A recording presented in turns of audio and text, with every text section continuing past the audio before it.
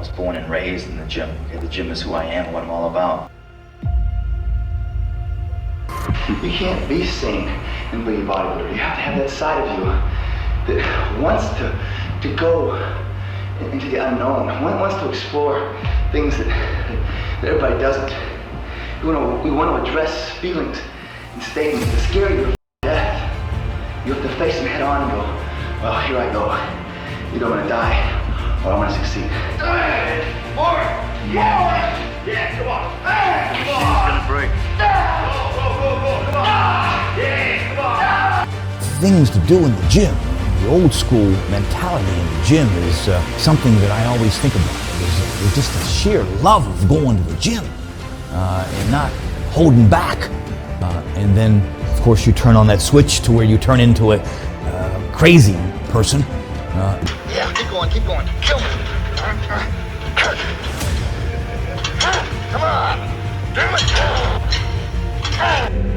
You have to start getting anxious. If you don't get anxious anymore and all you do is listen to some kind of music and something like that, and you're just thinking that you're doing it, you're not doing it. Turn around and go home, if that's the case. You just can't show up, you just can't pretend.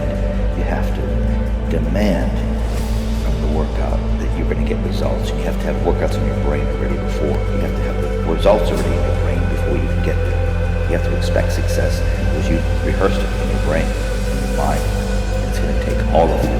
It's going to take every ounce of your being, everything you've got. And if you give it any less than everything you totally got, you're not totally spent, you're not doing enough.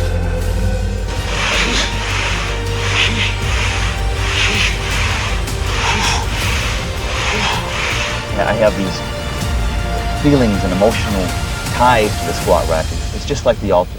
And I walk in front of the squat rack and I want to genuflect and I just thank you, God, for letting me live. In fact, every time I do squat, it's like sometimes I wonder if I'm going to come back. You know how you get in oxygen debt and wonder if you're going to come back after all those reps. I have every time so far.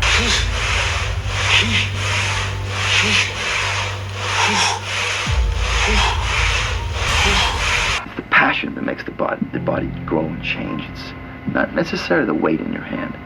The weight in your hand is like the paintbrush to an artist. The feelings and the emotions involved in bodybuilding, not just how much, how many times. That's the whole thing about bodybuilding. It's about you and your feelings and the dumbbell. 1981, 4 months to go for the Mr. Olympia, okay? And my fiance, the girl I was gonna marry, left me for my training partner.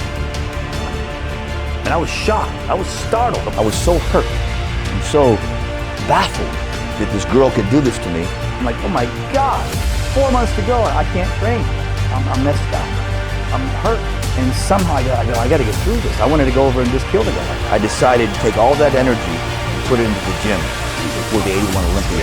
I just opened the door to the Gold's Gym that day, that year, and boom, everything was working. It was a magical year. Any exercise I did was, wow, mind-blowing. I would train like every day looked better and better. I'm in the mirror, I'm scared of myself in the mirror, you know, because I was so focused on this.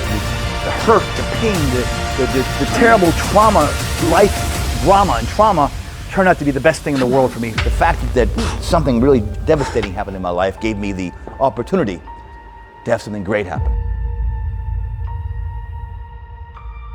A lot of it is preparation. I'm looking at the squat rack and thinking about what has to be done, what I'm going to do. I mean, there's a reason people don't squat. It's hard. It's hard. People don't want what's hard. They want what's easy, what looks showy. If an exercise does not have a risk, it's not worth doing. You have to achieve failure.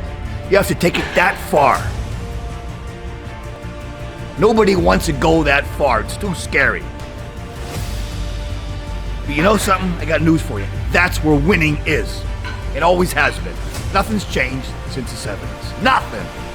Except people train not as hard. Never leave the gym knowing I have 5% left.